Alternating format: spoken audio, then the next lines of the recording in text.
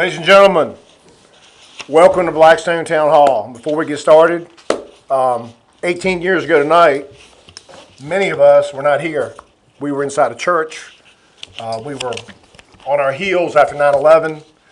Today is Patriots Day, and I see a lot of patriots in this audience tonight. It's my hope and my wish and my prayer tonight, with the volatile issues at hand, that we can all act like patriots and we can agree, disagree, and continue to make Blackstone the best it can be. I would rather be a mayor of a town with passion and energy than apathy and indifference. This is a special call meeting. I normally don't do this, but I want you to join me tonight in the Pledge of Allegiance.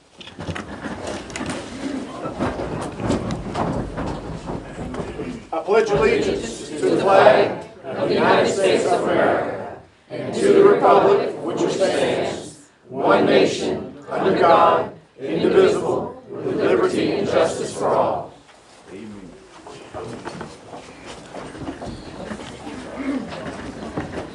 And I normally do a prayer, but I'm just going to ask tonight that tonight we all remember our country, our state, our community, and the men and women who, on that day and every day since that day, have risen to defend it and the freedoms we enjoy tonight.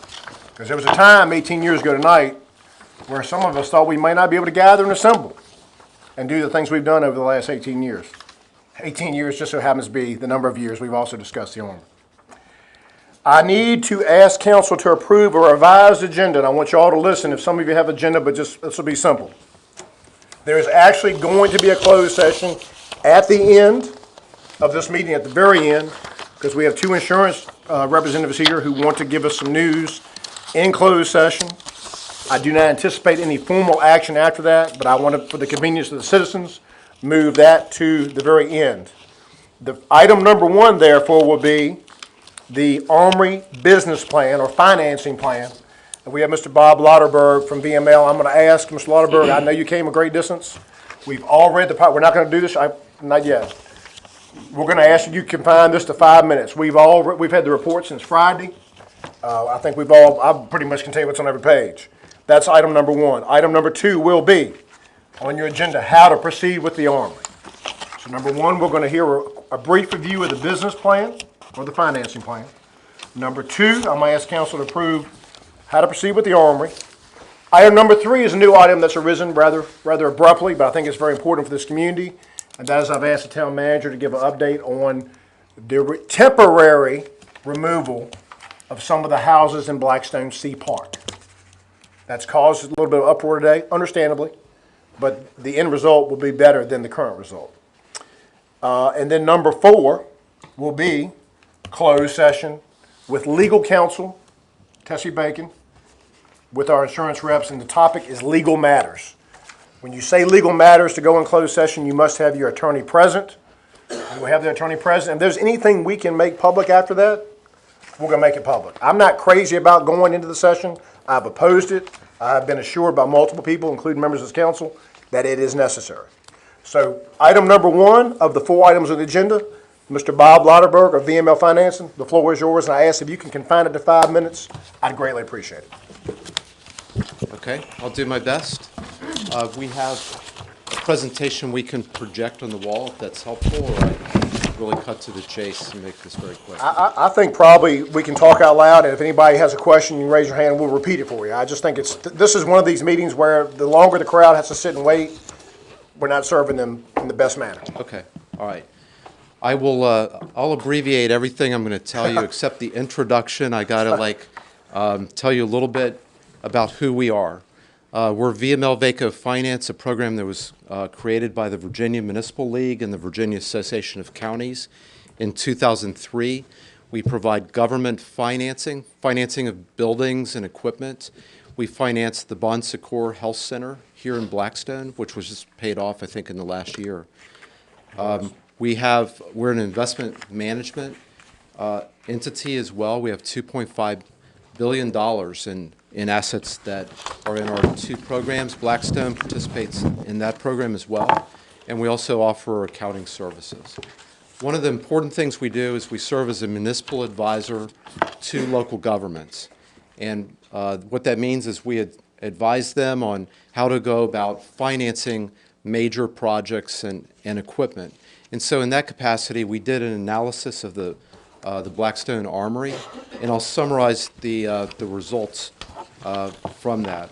Our approach was this. We started out with the very comprehensive study that was conducted in 2016 on the Armory.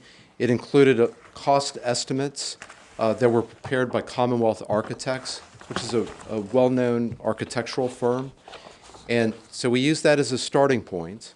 And then we looked at the likely end uses of the Armory in order to develop a bottom line number that you all can use to make a decision on how to proceed with this. We also looked at various funding sources that could be used for a project like this. And then the ultimate product here is a recommendation for the lowest cost debt service structure that you could use if the town decides it wants to proceed with the Armory. So let me summarize some of the key factors. We looked at end use, and this is important because if it's used as a library, for instance, the costs are going to be dramatically different than if it's used as a gymnasium. So we talked to a couple leaders on this program, and it seems like there's agreement that it's currently equipped to be a gymnasium, and there seems to be support from all sides to continue to use that as at least one of the uses of the Armory as a gymnasium available to youth in the community. It's also possible that the facility could be used for event space, and the benefit of that is it would generate revenues that can help offset the costs of this program.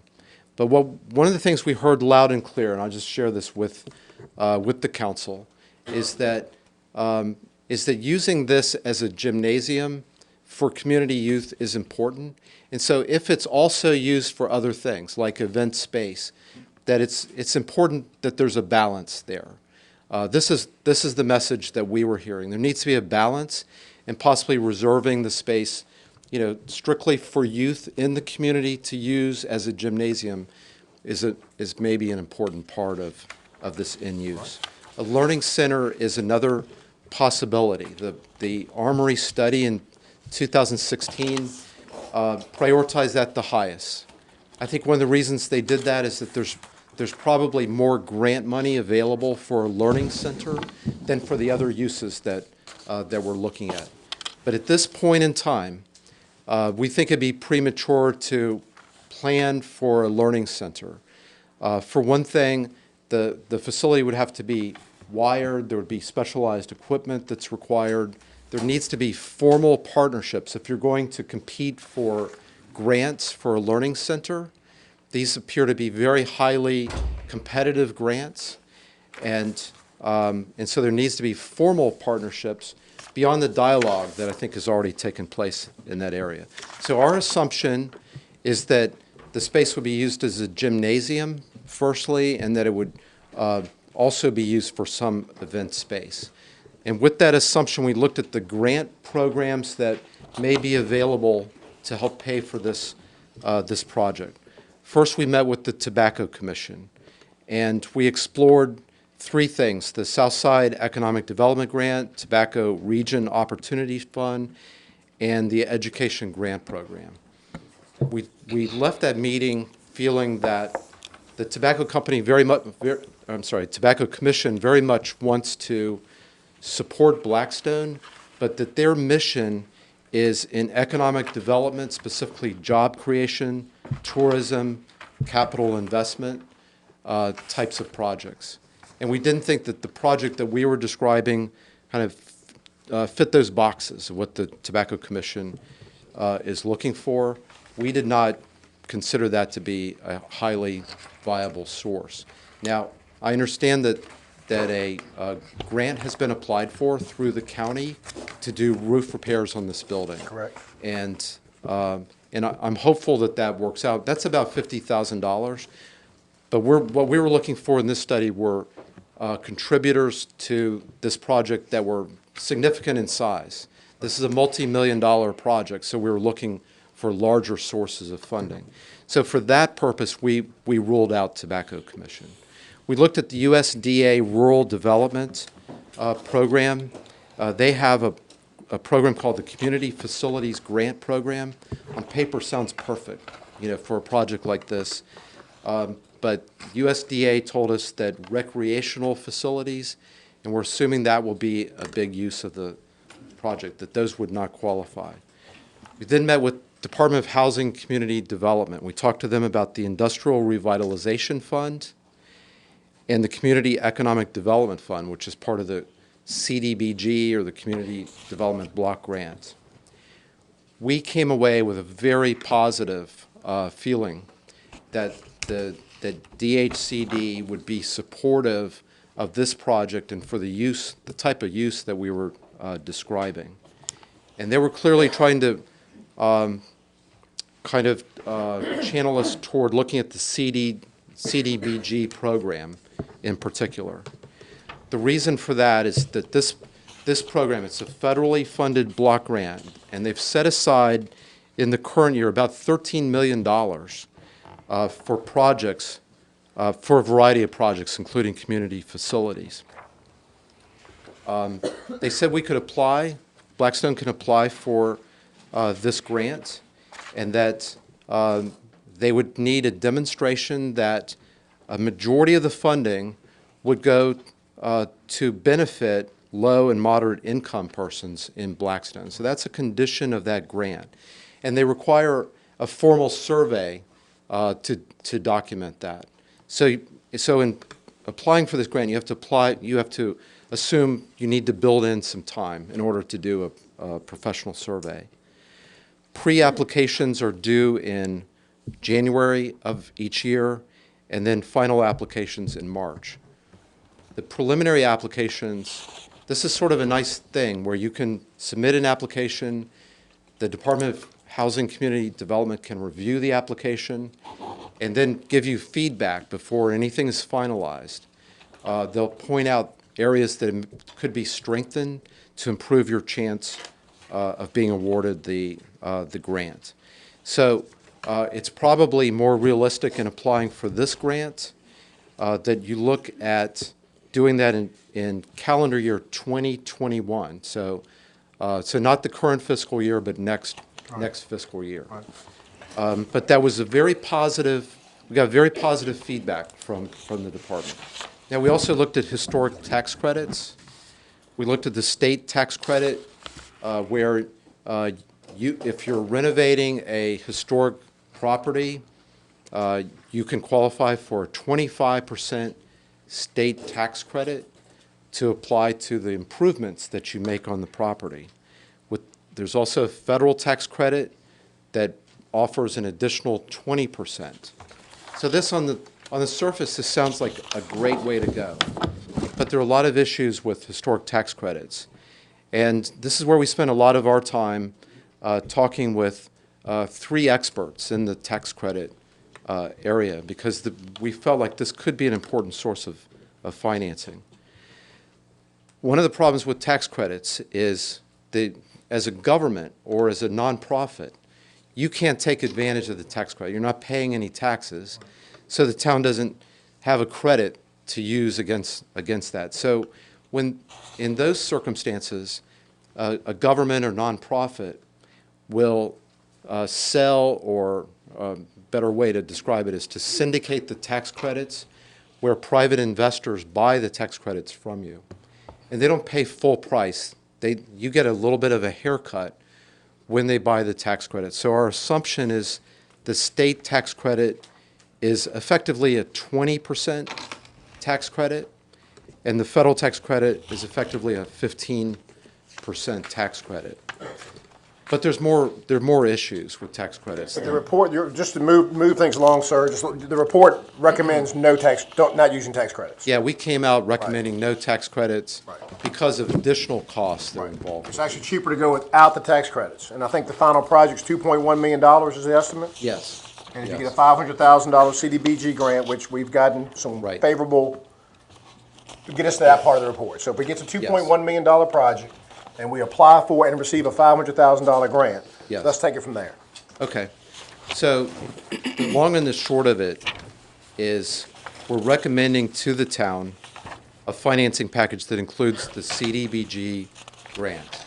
Our assumption was we would apply for the maximum amount, which is $750,000.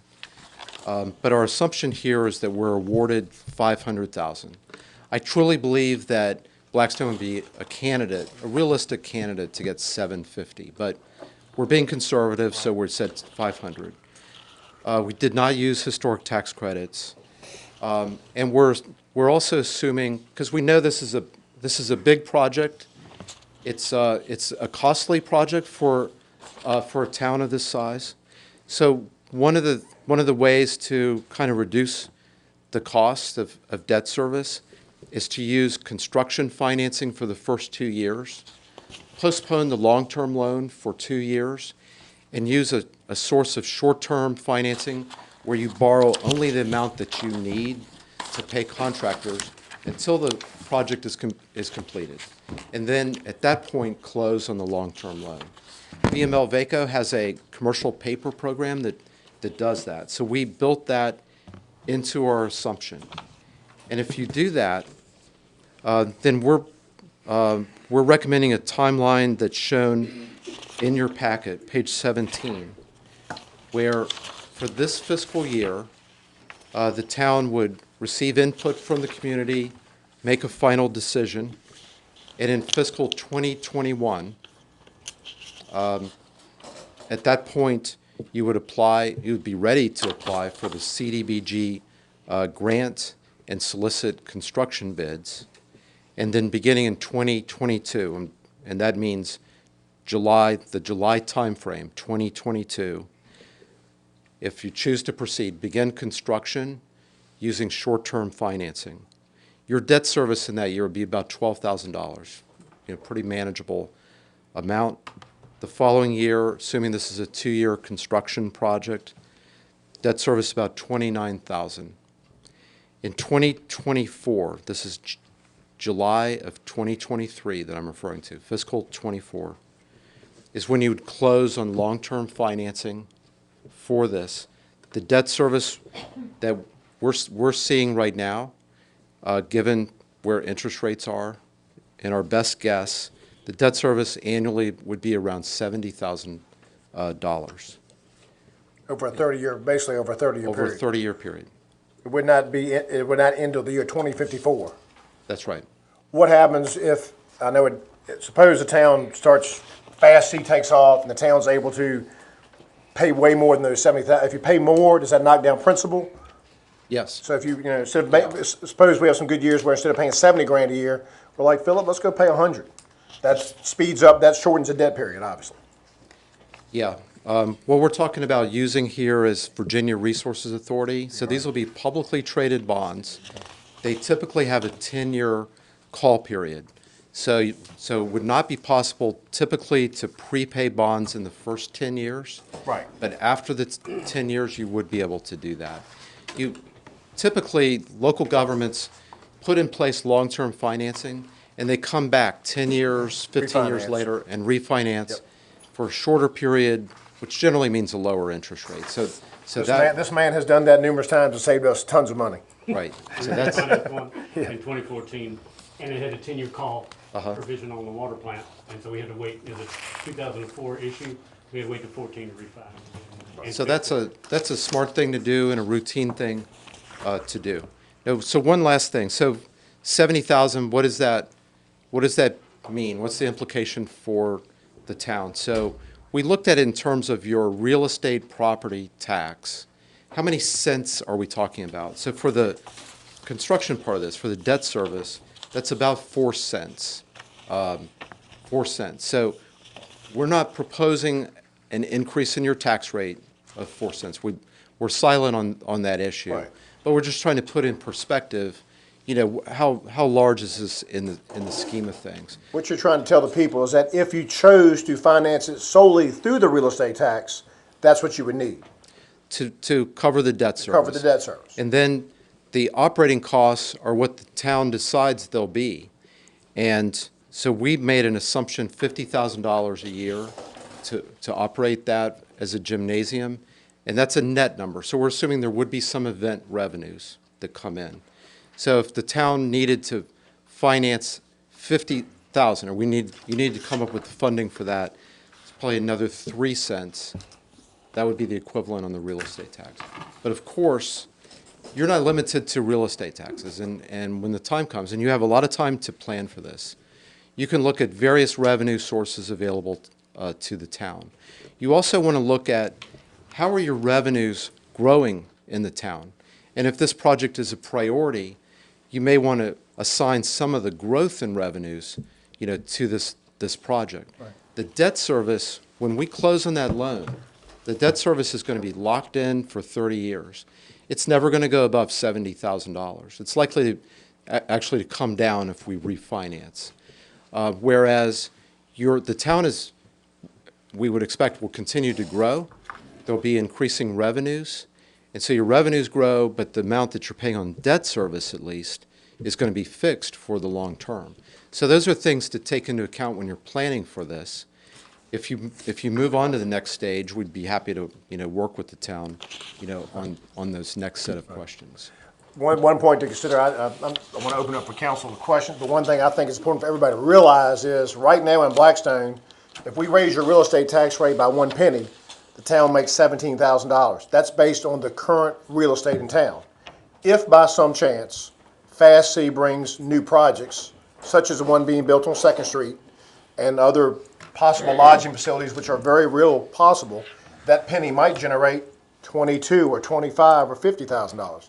The meals tax penny generates $90,000 a year. Now, of course, it fluctuates. The thing that's beautiful about the real estate is the assessed values are there, they're locked in, you're getting it for the most part. If you raise the meals tax by a penny, which you could do in Blackstone, you might see a drop because some people may not eat out as much as they used to. However, with Fast C trainees coming, we've been told that 90% of them will pay meals tax. You might see a really big gain there. It's, of course, a gamble, but I appreciate the report. It's really well done. The town manager and I discussed it. It's realistic. We sometimes get pie in the sky things here. Members of council, any questions you have, Mr. Lauterberg, before we move to item 2 on the agenda? Any questions, concerns about the report, criticisms of the report? The people of Blackstone paid a net payment of, cost us $5,000 for this report. I think it was money well spent. Okay, well, thank you very much. And thank you. We're available if questions do arise after the meeting. Yes. Feel free to let us know.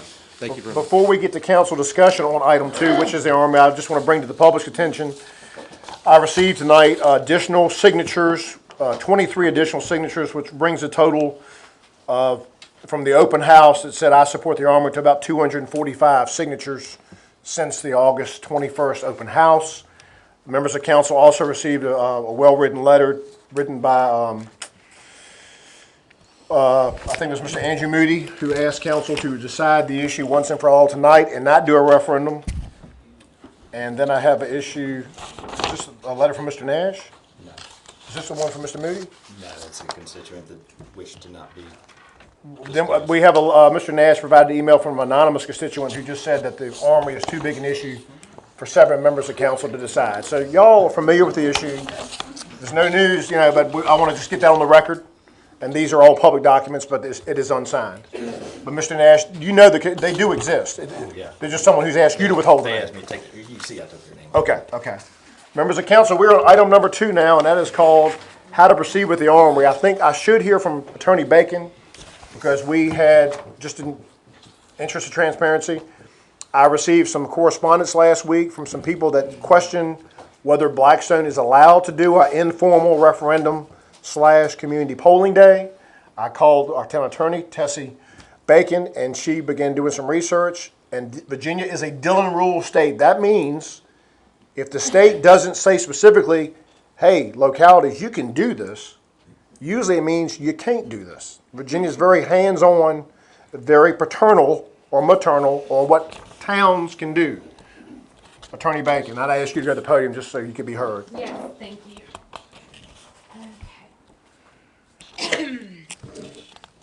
Good evening. Thank you all for having me here this evening. As the mayor has said, I was approached last week and asked to research the proposed community voting day and also the proposal for a more informal referendum. I have researched this exhaustively.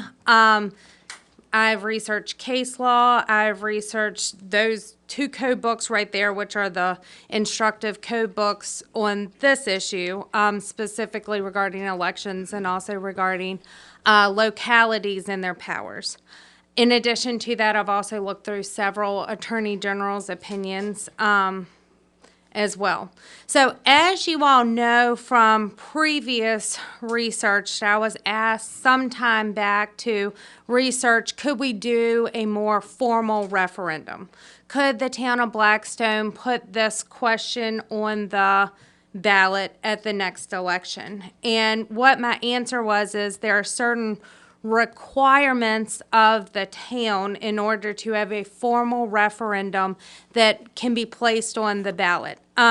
Specifically, and what was our biggest hurdle here in the town of Blackstone was there had to be some authority from the state, whether it be in the town's charter or whether it be in the Virginia State Code, in order to be able to go forward with petitioning the judge and asking for this referendum. We did not have that authority. And so the only way to get that authority to do a referendum, if that's what we were doing, would be to ask our state legislators to actually change our charter and give us that permission. And that kind of goes back to what the mayor had cited regarding the Dillon's rule, that, you know, the localities are limited as to what they can do by the state and what the state says. So I have done some research. I've tried to find some examples of some less formal options. I've looked at, you know, what options we have. And at this point, my thought is if the community voting day or any informal referendum was challenged, I would say it could likely go either way in court. I don't think that there's a definitive answer that I could give you to say, you know, the town would prevail if this move was challenged, the town would lose.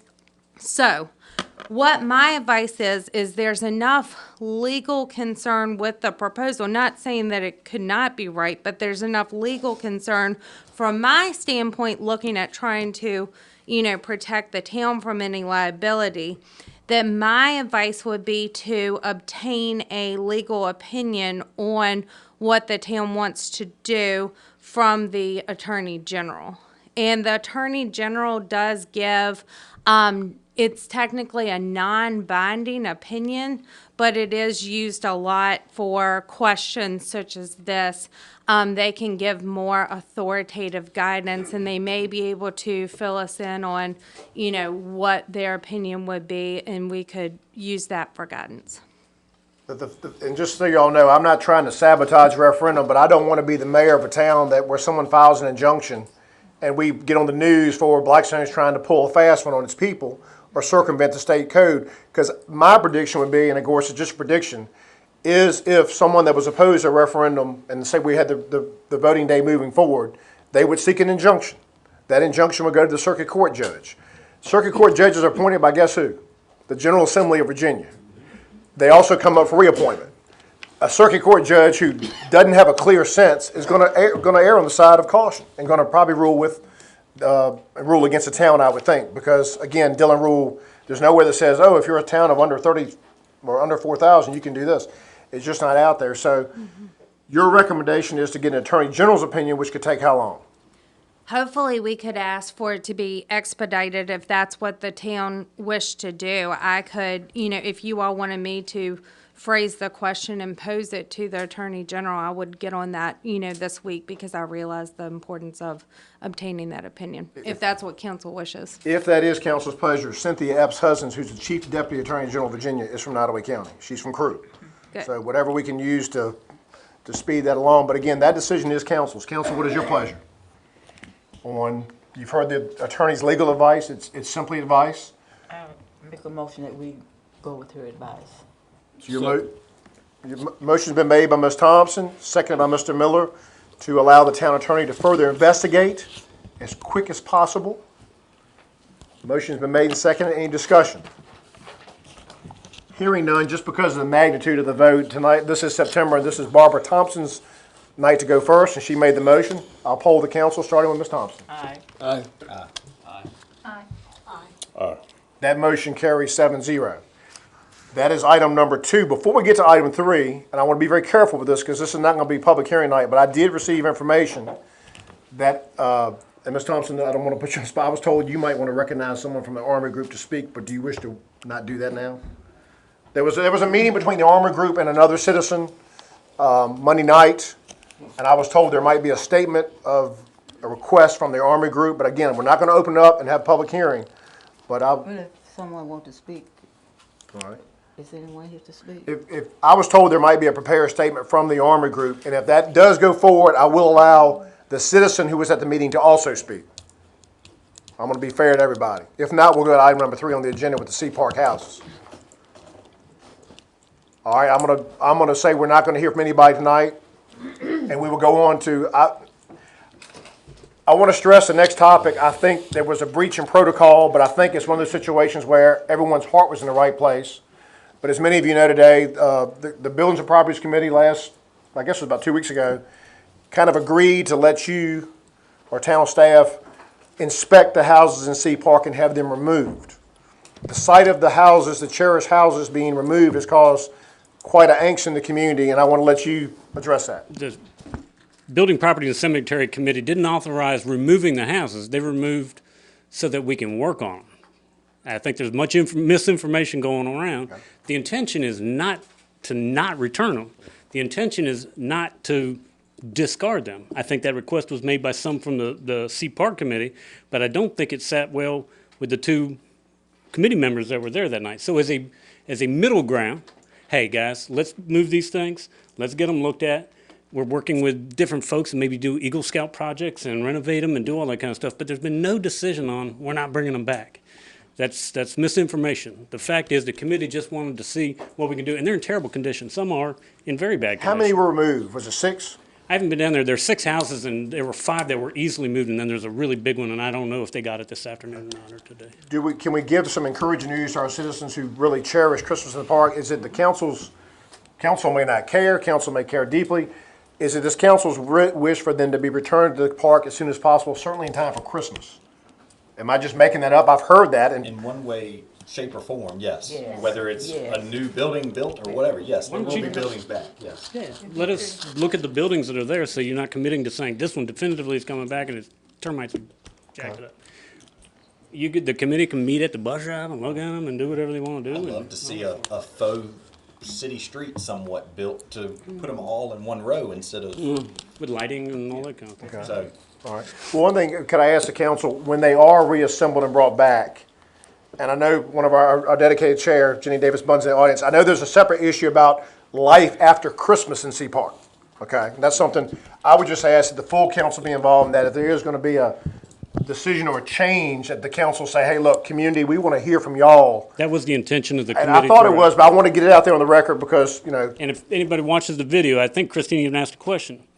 Do we need full council's authorization? I said, not to repair the things. I don't think you need that.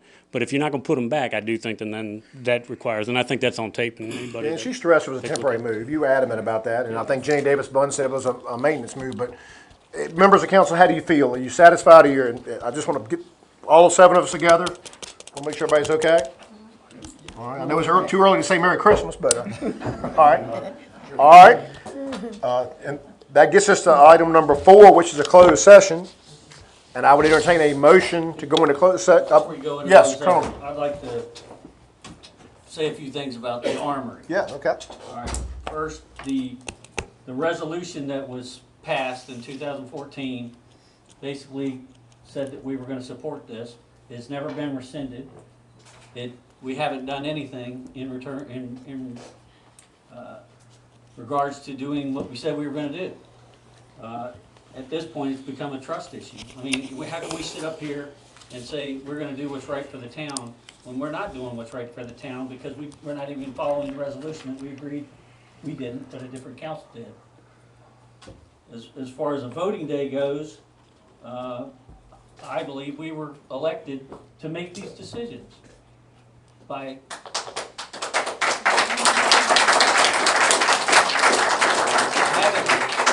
having a voting day. I think we're abdicating our duty.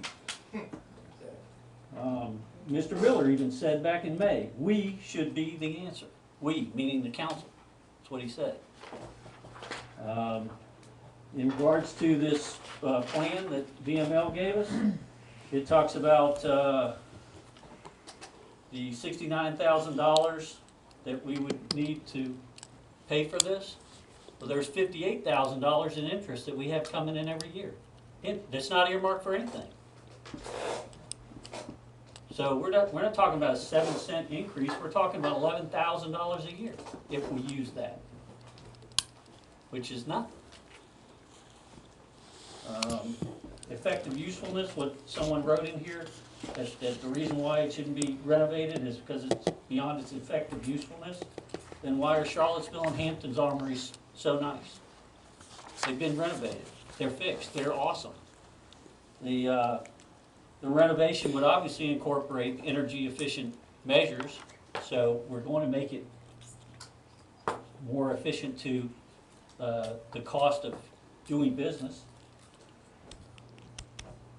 So I would make a motion that we move forward with the renovation of the armory, utilizing grants where possible and in accordance with the VML plan.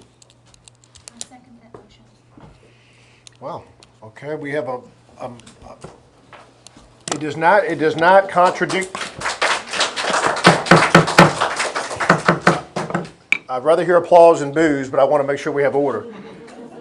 That does not contradict Ms. Thompson's motion because she asked simply for a delay. So we have a motion made and seconded, and we're going to have some discussion if you want some, to proceed with renovating the armory and I suppose honoring the 2014 resolution. Is that or okay? Members of council discussion. This is obviously the night. This is the event everybody came for. I would like to say something. I'm going to recognize Mr. Morgan, then Mr. Miller. I support the armory. I appreciate all of the effort that has been put into it. It's amazing what you have done. But in light of some information that we could be receiving in closed session, I don't think we should offer up any type of communication right now in reference to that. Okay. Mr. Miller? I agree. You know, it says in this 2014 that you're talking about, I don't see where council said we're going to commit money. And my second thing is, yes, I said we are the answer. But in the long run, we have to go back to our people and explain to them the actions that we take. And I cannot go back to Ward A and say, I support this, until there is something better, communication, and we get together and we come up with something. Right now, no. Okay. We've had some two comments. Any other comments? Don't get me wrong, I'm not against the Army. As I have told you before, I'm not against it. I just don't think taxpayer money should pay for it. But it's a town building. It's a town building. Mr. Wilkinson has the floor. Mr. Wilkinson has the It is floor. a town building. That's like saying, well, I make a motion that we never pay for this town hall again. But that's crazy because it's a town building. We have to put town monies into it. What I'm proposing is that we do it at such a low amount because the original plan was that we would do it with grant monies and at the lowest cost to the town, or no cost lowest, or I forget what exactly it said. So what we're talking about doing with this plan that they've laid out is $11,000 a year. That's nothing. That's just a debt service. Right, That's not the operating. right. That's not the operating. And just to be transparent again, that 2014 resolution was one that I wrote. It was written, it was October 2014 when there was a tie on giving the Army away to a developer. I didn't like the plan the developer had. I love the developer himself. And I broke the tie. And then someone asked me a couple months later, said, Billy, what are y'all going to do with the Armory? I said, well, here's what I like to see done. And so I introduced a resolution and gave it to everybody at the same time. And it was adopted 6-1. And of course, the council is a continuing body, but obviously, as you know, we've gone back and forth on parking tickets, 2-hour parking downtown. Council can always change in mid-course. We've gone back and forth on ditches, so, but currently the council is on record with that resolution, and of course, council, if it so chose at a later date, could attempt to rescind that document. But again, we've got a motion on the floor, duly second. Any further discussion? Is it in order due to the fact that we had, on May 20th, had a 7-0 vote to have a community voting day? I think it's in order simply because the voting day was going to gauge the input of the residents. But Mr. Nash is right. He made a motion in May.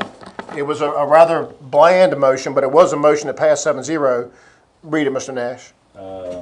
To solicit for RFP for professional budget finance plan and publicize the plan and then have the community voting day. And I'll make it clear, and I wrote this out, just my main objective is not for nor against the Armory because as you see, I hear it from all sides.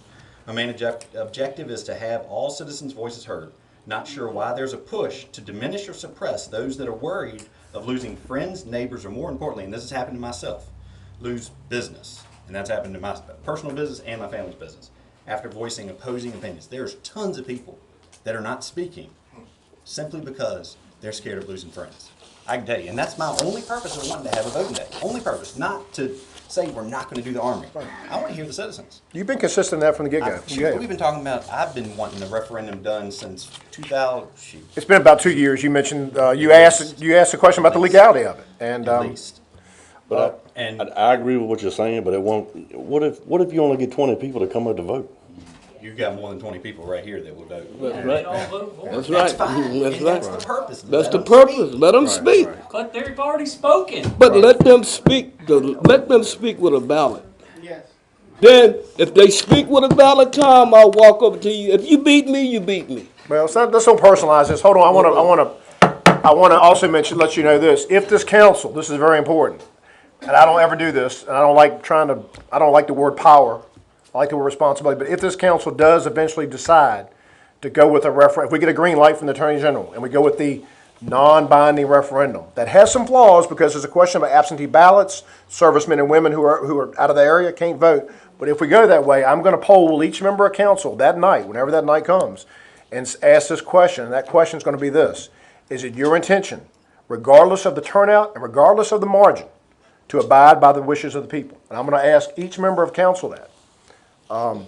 Because to go through the potential emotional anguish that this community might go through with a referendum, I like what Mr. Nash says. There is a quiet bunch of folks out there that just want to live in Blackstone and get along with everybody.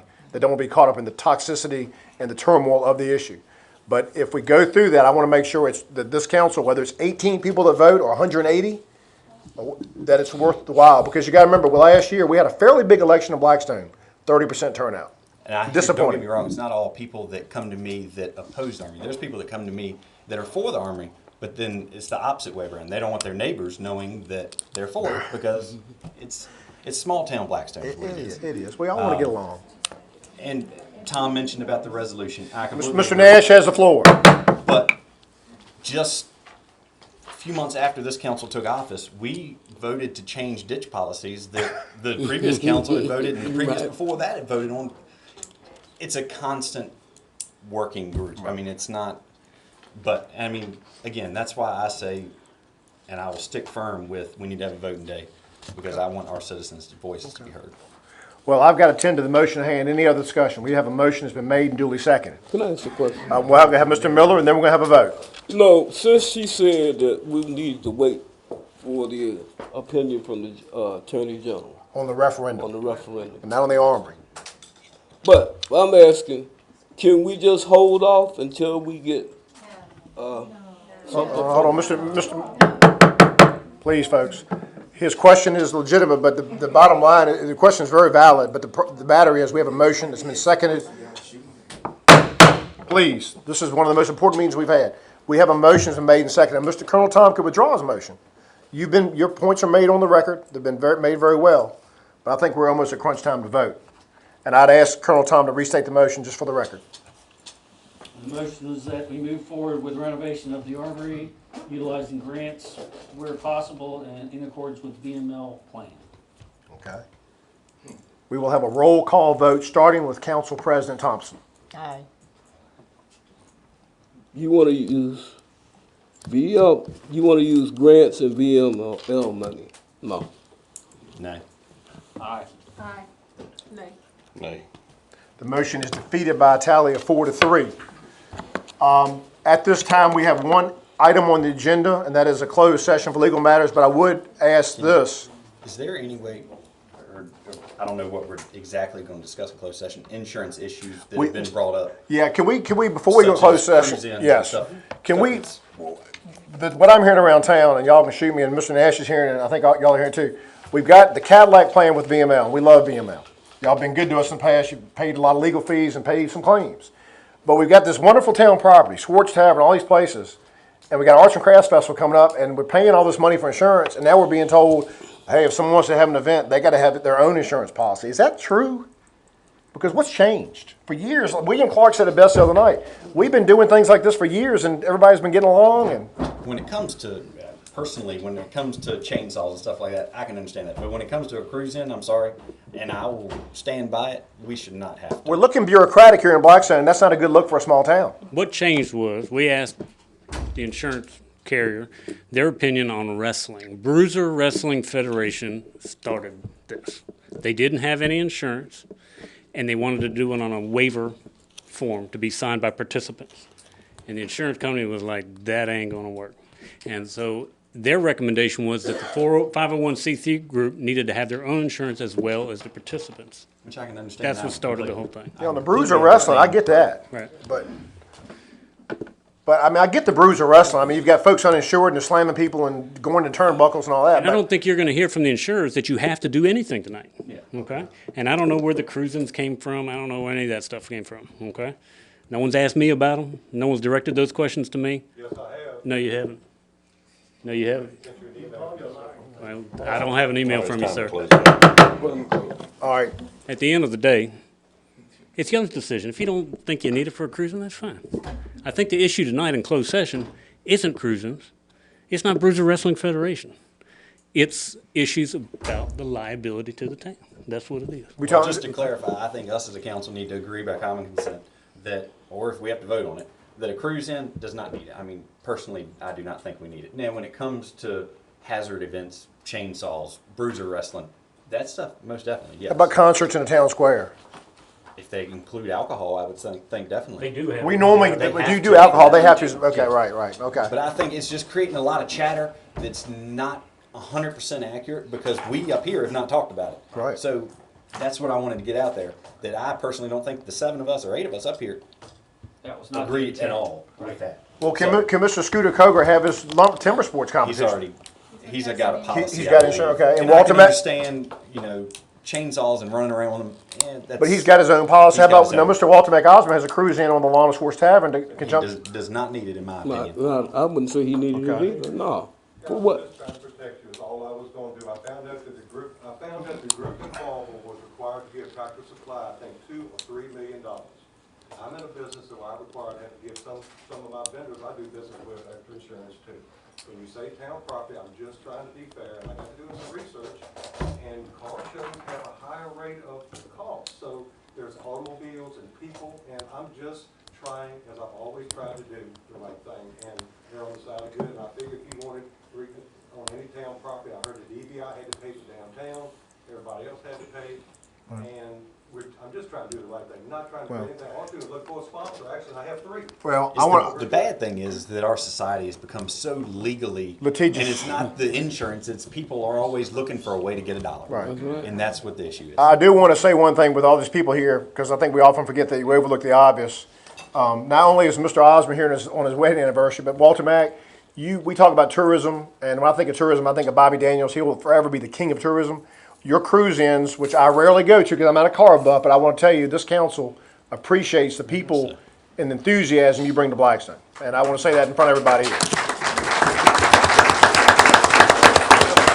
I wouldn't make a pimple on Bobby and Daniels. Well, that's okay. Just quit while you're ahead, Walter Mack. Quit while you're ahead. But we do have to get a lot of cars. I will say tonight, I need a lot of help Saturday. We have to fill Bobby's spot with cars. Right. And that is a very humble thing I've been asked to do and very hard to do because Bobby's got a lot of friends, and we do too, and I'm hoping the cruising folks can turn in, fill up the tractor spots, and we have a great arts and There's no one better to try to fill that void than you, and we appreciate it. My 7th year helping arts and crafts, believe it or not. I couldn't believe that. I told Beth probably my last one, I was gonna retire. But, she's working me too hard. We have a closed session, ladies and gentlemen. I will ask for council to go into closed session for legal matters, and we're going to have 2 guests with us from VRSA, is that correct? Formerly VML Insurance. I'd entertain that motion.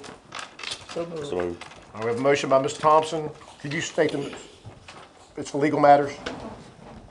We're going into closed session for legal. Mr. Morgan, a second. All in favor, say aye. Opposed? The ayes have it. We have to dismiss everybody now. I will ask if there's any action taken. Certainly, you're welcome to stay outside and come back in. But if there's any action taken, some of which I've told could happen, it's important we spread the word ASAP. And I hate to leave you like that, but that's all I can say legally. Thank you all for coming out tonight.